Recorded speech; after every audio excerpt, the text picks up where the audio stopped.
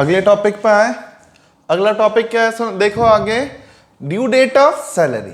अब due date मतलब क्या होता है कि आप जहां जॉब करते हो ना, वहां आपको आपका जो एम्प्लॉयर है वो एम्प्लॉयर कौन से दिन सैलरी ड्यू करेगा। मतलब क्या हुआ, समझो मेरी बात।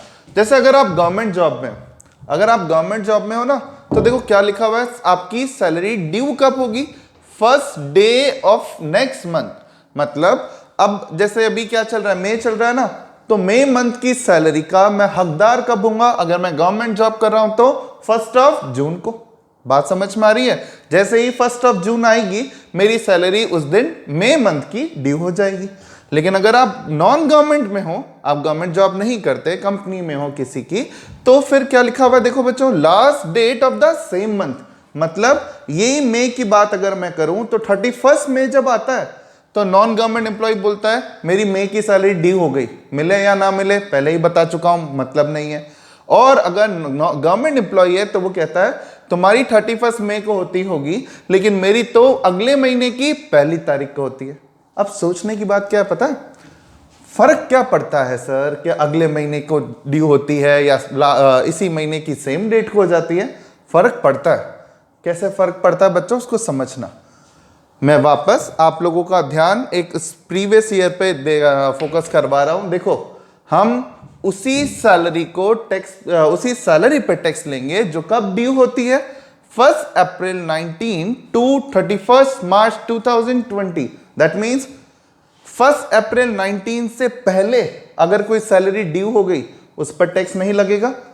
31 मार्च 20 के बाद अगर कोई सैलरी ड्यू होती है, उस पर टैक्स नहीं लगेगा। ये 365 दिन ही है जो है। अगर इन 365 दिनों में कोई सैलरी ड्यू हुई है तो उस पर टैक्स देना है। अब ये फर्स्ट डे और लास्ट डेट एक जगह प्रॉब्लम कर रहे हैं। कैसे, वो सुनो। देखो बच्चों, ये मैंने एक टेबल बनाई है, इसको ढंग से समझना। बच्चों, मार्च 19 क्या प्रीवियस ईयर 1920 का पार्ट है क्या? नहीं। मार्च 19 तो पिछले साल का आखिरी महीना है ना। लेकिन उस मार्च 19 की सैलरी अगर आप गवर्नमेंट एम्प्लॉय हो तो कब ड्यू होगी बच्चों? अगले महीने की 1 तारीख। और अगला महीने की 1 तारीख क्या है? 1 अप्रैल। 1 अप्रैल तो बच्चों इस प्रीवियस ईयर का है ना। मैं क्या बोल रहा हूं, वापस सुनो। पिछला साल मार्च 19 जो था, उस मार्च 19 की सैलरी अगर आप गवर्नमेंट एम्प्लॉय हो तो कब ड्यू होने वाली है? अगले साल की 1 तारीख, अगले महीने की 1 तारीख। अगला महीना कौन सा है? 1 अप्रैल, जो कि इस साल से बिलोंग करता है। इसका मतलब पिछले मार्च की सैलरी पे टैक्स गवर्नमेंट एम्प्लॉय इस साल देगा, पिछले साल नहीं देगा। पिछले साल उसकी इनकम काउंट नहीं होगी। लेकिन गवर्नमेंट, नॉन गवर्नमेंट कहता है हमें फर्क नहीं पड़ता। क्यों नहीं पड़ता? क्योंकि मार्च 19 की सैलरी उसे 31 मार्च 19 को ही तो ड्यू होगी, क्योंकि क्या लिखा हुआ है? Last date. तो इसका मतलब ये हुआ मार्च 19 पिछला साल है तो उसने पिछले साल में टैक्स दे दिया, लेकिन गवर्नमेंट एम्प्लॉय इस साल देगा। बात समझ में आ रही है? क्लियर हो रही है कि क्लियर हुआ? अब आगे चलो। मार्च के बाद सैलरी कौन सी आती है? अप्रैल टू फेब लिखा है मैंने। अप्रैल टू फेब बच्चों 11 मंथ्स होते हैं। लेकिन इन 11 मंथ्स में दोनों जगह कोई फर्क नहीं पड़ रहा। क्यों नहीं पड़ रहा पता है? अप्रैल की कब होगी? मई में। मई की जून को। जून की कब होगी? जुलाई को। 1 जुलाई को होगी ना। लेकिन है तो ये सारे इसी साल का पार्ट ना। ये सारे इसी 365 दिन में तो आते हैं दिन। तो फिर गवर्नमेंट हो या नॉन गवर्नमेंट, इन 11 महीने की सैलरी पे कोई फर्क नहीं पड़ता। गवर्नमेंट भी इसी साल टैक्स देगी, नॉन गवर्नमेंट एम्प्लॉय भी इसी साल टैक्स देगा। लेकिन इस मार्च 20 पे आओ। इस मार्च 2020 जो कि प्रीवियस ईयर 1920 का ही पार्ट है, इस मार्च 20 की सैलरी गवर्नमेंट एम्प्लॉय को कब ड्यू होगी? अगले साल के 1 अप्रैल को। इसका मतलब गवर्नमेंट एम्प्लॉय इस मार्च 20 की सैलरी पर इस साल टैक्स नहीं देगा, क्योंकि 1 अप्रैल 2020 इस 19-20 का पार्ट नहीं है। लेकिन नॉन गवर्नमेंट तो देगा ना।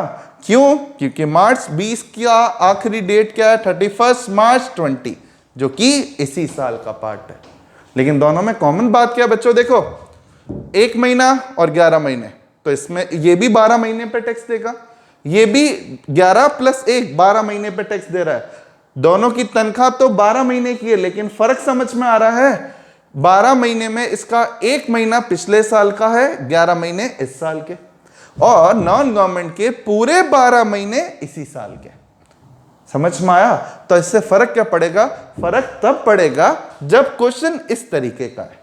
इस तरीके का है मतलब आपके एग्जाम में क्वेश्चन बस इतना सा आएगा, determine income of the government employ if in the year 1819 his salary was 25,000 per month and in the year 1920 his salary become 30,000 per month.